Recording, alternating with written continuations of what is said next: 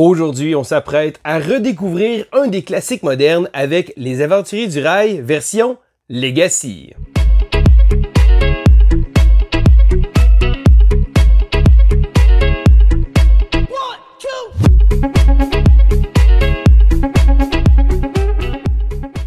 Bonjour, bienvenue à l'école du jeu. Mon nom est Sylvain et on se retrouve aujourd'hui pour la présentation des Aventuriers du Rail Legacy, Légende de l'Ouest. Alors, Légende de l'Ouest est un nouveau titre qui vient tout juste de sortir. Donc, c'est un jeu qui a été designé par Rob Daviau, Matt Leacock ainsi que le designer Alan R. Moon. Alors, les Aventuriers du Rail existent depuis déjà un bon moment. C'est probablement un des premiers jeux peut-être modernes que vous avez découvert. Chose sûre, il y a eu énormément de versions du jeu. Donc, certaines personnes ont fini par s'en lasser. Pour ma part, j'apprécie toujours les Aventuriers du Rail parce que j'aime que ce soit un jeu qui est très accessible. C'est un jeu qui est facile à montrer et si ça peut faire tomber plus de gens dans le hobby, pourquoi pas?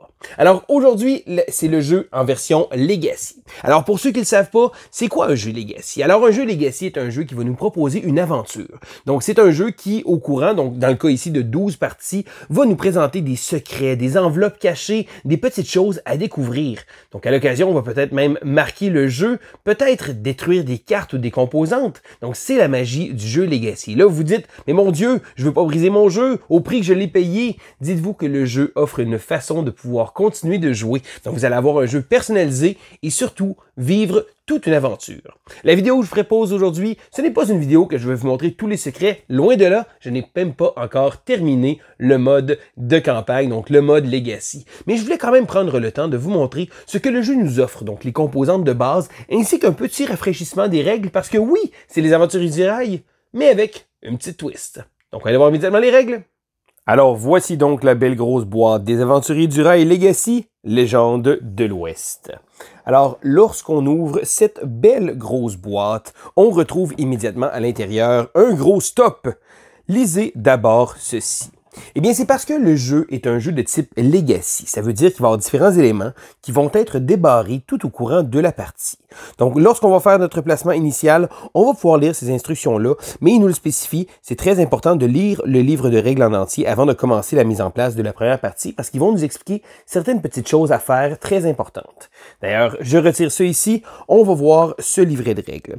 Alors, pour ceux qui ne connaissent pas les jeux de type Legacy, dans le livret de règles, bien entendu, on va voir les règles de base du jeu, mais à l'intérieur, on va également retrouver des endroits comme ça. Ça veut dire que c'est des endroits qui vont rajouter des règles. Donc, tout au courant de la partie, le jeu va évoluer et va avoir de nouvelles règles qui vont venir dans la partie comme ça. Et il y en a beaucoup de choses qui vont être découvertes tout au courant de la partie. Alors, bien entendu, je n'irai pas vous gâcher des petites surprises, mais je vais vous montrer quand même le contenu. Et là, lorsque j'ouvre ici, on a un petit plateau qui dit « Ne regardez pas les plateaux régions ci-dessous ». Parce qu'à l'intérieur, il y a des régions supplémentaires qu'on va débarrer, mais je vais vous laisser la surprise. On a quand même le petit puzzle qui va servir pour pouvoir placer les pièces initiales de jeu pour notre première partie. Et là, lorsque je retire ce plateau-là, on va retrouver différentes choses ici qu'on a. Donc, il y a différents éléments, donc comme ces petites boîtes-là, qu'on n'ouvrira pas tant aussi longtemps que le jeu ne nous le dira pas. Même chose avec ces petits ici comme ça. Donc, toutes des petites boîtes qui sont bien fermées et qui vont devoir le rester. À l'intérieur, ici, on retrouve, et là, c'est après avoir placé les choses, différentes cartes. Et là, on a un petit présentoir comme ça, très, très pratique, et on va avoir différents éléments. Donc, la première chose, c'est le paquet histoire, parce que ici, on a plein de choses qui vont être secrètes. Donc, des histoires, et on ne va pas les brasser, on va les laisser comme ça, parce que au courant de la partie, on va débarrer des choses. Ils vont nous expliquer différentes affaires comme ça ici, et je vais vous les laisser découvrir également. Donc, c'est ça la magie des jeux Legacy. Donc, on va cependant prendre les cartes wagons, l'étiquette. Ensuite, les cartes événements qui vont venir pendant la partie. Il va y avoir aussi un entrepôt avec différents éléments qui vont être placés, ainsi qu'un bureau de poste. C'est un peu comme le paquet histoire, le bureau de poste va être numéroté, donc on ne brassera pas les cartes. Ça va être différentes choses qui vont venir tout au courant de la partie pour pouvoir découvrir le merveilleux monde des Aventuriers du Rail, Légende de l'Ouest. Une petite différence, donc habituellement on est habitué de voir des trains si vous connaissez les aventuriers du rail, mais on a également le droit cette fois-ci d'avoir des pièces d'argent. Donc ces pièces d'argent-là vont être des points de victoire qui vont être cumulés pendant la partie. D'ailleurs, je vous montre un petit quelque chose ici. À la fin de chaque partie, on va pouvoir cumuler sur des reçus bancaires, donc de l'argent qu'on va avoir en main et qu'on va glisser dans notre petit espace. Et là, chacune des différentes factions ici, si on veut, les différentes compagnies, donc chaque joueur va choisir une compagnie, et il y a deux importants petits côtés ici comme ça. Il y a le côté principal qu'on va pouvoir stocker les choses qu'on va avoir pendant la partie et il y a également le coffre-fort qu'on va glisser des cartes. Donc les reçus bancaires vont aller là à la fin des parties et on n'est pas autorisé à l'ouvrir. Donc ça va pouvoir garder plein de choses et on va venir changer la partie tout au courant du jeu. Parce que oui, il y a différents éléments qui vont arriver dans le jeu et qui vont également quitter parce qu'on a le bureau des lettres mortes ici comme ça. Donc le bureau des lettres mortes va servir à différentes cartes qui vont aller se cacher comme ça. Donc, lors de votre première partie, vous allez pouvoir suivre la mise en place de base. D'ailleurs, je vais vous montrer un peu comment le jeu fonctionne. Si vous avez déjà joué aux Aventuriers du Rail, vous allez être assez familier avec le concept, mais il y a quand même quelques petites choses qui sont différentes. Alors, voici donc les éléments qui seront présents dans votre première partie des Aventuriers du Rail, parce que tout au courant des différentes parties que vous allez faire, le jeu va évoluer. D'ailleurs, vous allez remarquer, le plateau est un peu incomplet. Il va y avoir différents morceaux qui vont venir se rajouter beaucoup plus tard. Alors, si vous êtes familier avec les Aventuriers du Rail, le jeu reprend l'essence même de ce dernier. Cependant, il y a quelques petites différences. Je vais quand même prendre le temps de vous expliquer les différentes choses qu'on va retrouver et également le jeu. Donc, la première chose qu'on va savoir, c'est que chaque joueur va avoir une petite boîte comme ça ici. Alors, on a le coffre-fort, on a le bureau qui vont servir. D'ailleurs, la première chose qu'on va mettre dans le bureau, c'est qu'on va récupérer la carte ici de notre sorte, ici de notre couleur, et voilà, qui va nous donner des bonus. Et là, cette carte-là va aller dans le bureau, donc de partie en partie, on va conserver notre petite boîte comme ça. Chaque joueur va également commencer la partie avec 5 pièces. Donc, c'est des points qui vont pouvoir également servir plus tard. Et là, il y a différentes choses qu'on va rajouter. Donc, en plus des cartes de tickets, donc les cartes de tickets qui sont habituellement la méthode principale pour pouvoir faire des points, donc de l'argent ici dans les Aventuriers du Rail, elle va représenter une route qu'on doit faire. Donc, on doit partir de Détroit, aller à Nouvelle-Orléans, et lorsqu'on va réussir ce ticket-là, on va faire 9 $. Alors, vous allez remarquer, il y a différents petits icônes comme ça, et certaines cartes ont également du texte tout au bas. Alors, pour la première partie, ce ne sera pas le cas, donc on ne veut pas lire toutes ces informations-là, elles vont arriver un peu plus tard. Et là, les coûts, les valeurs vont varier également, donc selon le différent segment qu'il va avoir. Alors, plus le segment va être élevé et plus elle va valoir des points. En début de partie, chaque joueur va recevoir 4 tickets et va devoir en sélectionner au moins 2.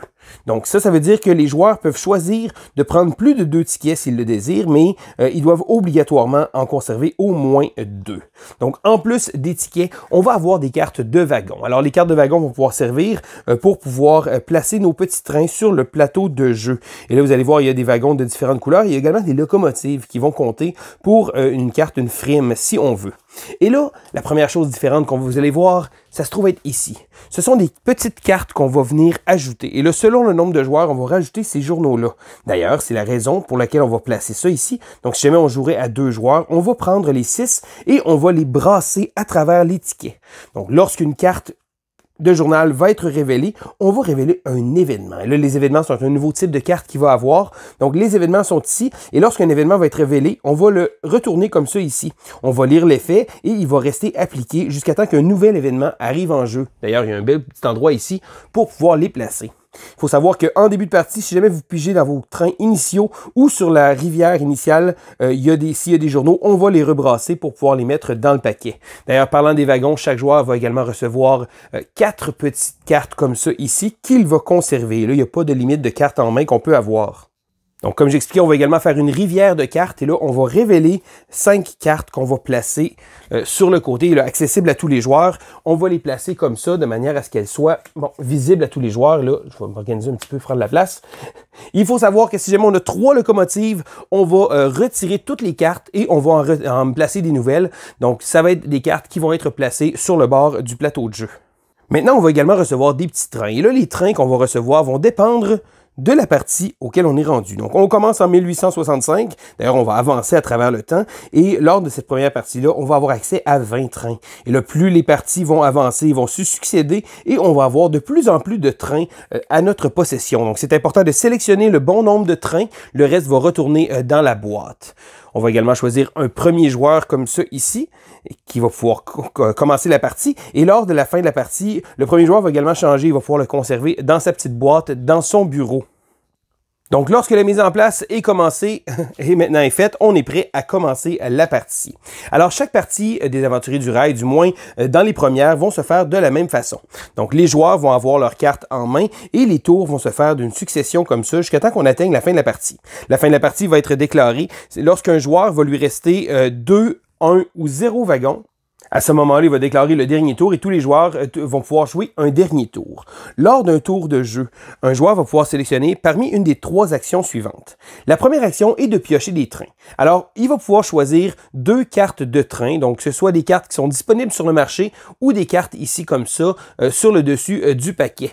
Donc, les locomotives, donc si la locomotive est pigée dans le paquet, donc par chance, ben, tant mieux, mais si jamais la locomotive se retrouve ici comme ça, donc elle se retrouve disponible ici, au lieu de prendre 2 cartes, je peux choisir de prendre une seule locomotive, parce qu'on s'entend, ce sont des frimes, ce sont très pratiques, donc on va pouvoir récupérer la locomotive pour la placer dans notre main.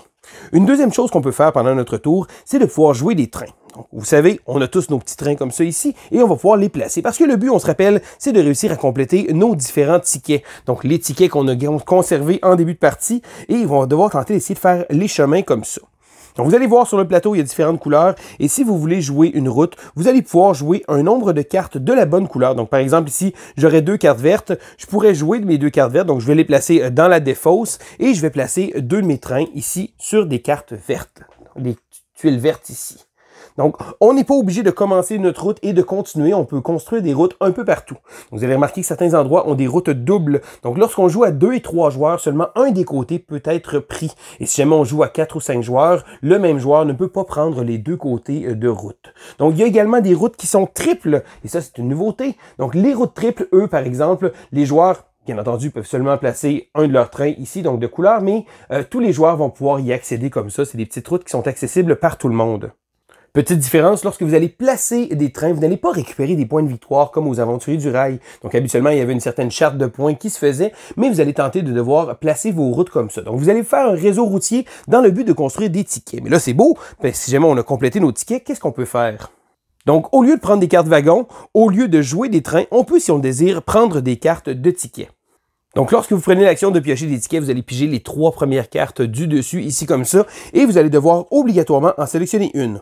Vous pouvez en prendre 2 ou 3, mais le minimum que vous devez prendre est une seule carte. Ça va être important parce que ces tickets-là vont être nécessaires pour pouvoir accumuler de l'argent, et si on conserve des tickets qui ne seront pas complétés, on va avoir une pénalité. Donc, si jamais vous ne complétez pas le ticket, vous allez perdre l'argent en fin de partie, donc assurez-vous de réussir à faire vos destinations.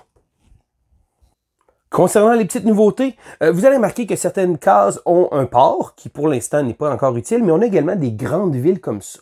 Donc, lorsque vous reliez une grande ville, donc avec une route, et vous réussissez à faire un lien vers une grande ville, vous allez pouvoir piocher une carte de wagon. Donc, c'est un petit bonus que vous allez recevoir. Aussi, chacun des joueurs va avoir une carte spéciale qui va donner un bonus de compagnie. Donc, par exemple, ici, chaque fois que je prends une route rouge, je vais pouvoir recevoir 2 $. Et là, je suis certain que pendant la partie, il va y avoir différents bonus qui vont se débarrer. Mais pour l'instant, en début de partie, on a droit à ça, donc autant mieux en profiter. Donc, lorsque vous allez terminer comme ça de jouer qu'un joueur a 2, 1 ou 0 wagons, donc on a le dernier tour, et après ça, on va procéder au décompte final des points. Alors, les différents points qu'on va pouvoir faire pendant la partie, donc premièrement, ça va être bien entendu les tickets qu'on va avoir réussi en main. Attention, on va perdre l'argent pour ceux-là qu'on n'a pas complétés, mais on va également peut-être avoir de l'argent en main, donc selon les petites habiletés comme la nôtre de base qui nous permet de recevoir de l'argent. Ensuite de ça, on va regarder, et selon les wagons restants, et ça, c'est un petit élément qui est très intéressant, donc le livre de règles nous explique, donc selon le nombre de wagons restants dans notre collection, on va recevoir de l'argent. Donc, plus on joue de wagons et plus on va faire des points. Donc, ça va être très important de ne pas réussir à la fin de la partie de se ramasser avec trop de choses parce que vous allez partir un peu en arrière. Donc, vous allez ensuite regarder, bon, comme j'expliquais, la valeur des tickets et vous allez marquer ça sur le reçu. Et là, comme je vous montrais le petit billet de banque, donc vous allez inscrire le montant et vous allez le glisser tranquillement dans votre coffre-fort que vous ne pourrez pas réouvrir. Et là, le joueur qui a terminé à la dernière place va prendre la carte de premier joueur et sera le premier joueur pour la prochaine partie. Et d'ailleurs, c'est ça la magie du jeu, c'est qu'il y a plein d'autres secrets, plein d'autres mystères et plein d'autres choses qu'on va pouvoir découvrir dans les autres parties. Mais pour ça, je vais vous laisser les découvrir. Et voilà, ça fait donc le tour des Aventuriers du Rail Legacy. Alors, je pourrais vous dire qu'est-ce que j'en pense, mais pas du tout, parce que je n'ai pas complété encore cette histoire-là. Donc, je vais me reprendre un peu plus tard avec une vidéo qui va parler cette fois-ci avec beaucoup de spoilers de mon expérience, des secrets qu'on a découverts, mais également de mon expérience de jeu. Je tiens à dire que je suis très content parce que c'est un jeu que j'attendais avec impatience, parce que comme je l'expliquais lors de mon introduction, les Aventuriers du Rail, c'est un jeu qui est facile à prendre en main, c'est un jeu qui est facile à montrer, et ici, on va pouvoir faire l'aventure. Donc, petit bémol, ce qui est important à savoir, c'est que même si vous ne jouez pas toujours avec les mêmes joueurs, donc idéalement, c'est certain, vous allez prendre les mêmes joueurs de partie en partie. Mais si jamais un joueur ne peut pas participer, donc ça se pourrait, il y a des petites choses qu'il va pouvoir faire comme pour un peu suivre le groupe. Donc c'est certain que idéalement, vous allez conserver les mêmes joueurs. Donc pour ma part, j'ai très hâte de voir ce que le jeu a à nous offrir parce que chacune des expériences Legacy que j'ai jouées a toujours été une belle expérience. Donc c'est certain que je voudrais pas que tous les jeux aient la petite sauce Legacy comme ça, mais de prendre un classique moderne, donc Les Aventuriers du Rail, qui est un jeu qui a été tellement joué pour ma part, mais qui a eu tellement de versions, donc d'avoir cette espèce de petit côté Legacy-là qui est fait donc avec justement Rob Daviau et Matt Leacock, qui est le designer de Pandémie, qui ont travaillé énormément fort sur différents projets Legacy. Donc c'est certain que de voir une belle grosse boîte comme ça avec plein de découvertes à faire, j'ai très hâte de pouvoir plonger dans l'aventure et de vous donner mon avis par la suite. Donc, si jamais vous aimez les Aventuriers du Rail, ou même si vous trouvez que les Aventuriers du Rail méritaient une petite twist, jetez un coup d'œil à ce jeu-là, vous allez probablement être surpris. Donc, c'est Sylvain pour l'École du jeu et on se dit à la prochaine!